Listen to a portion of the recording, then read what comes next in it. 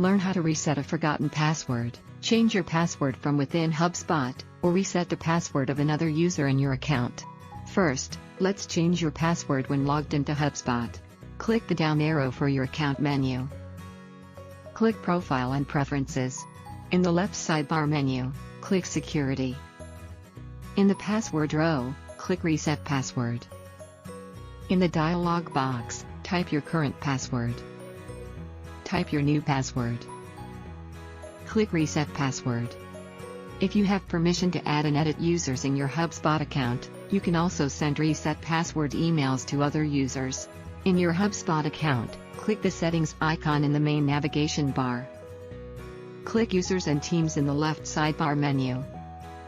Hover over the name of the user, then click the Actions drop-down menu. Scroll down, and click Reset Password. The user will be sent an email with instructions to reset their password. That's it. You're done.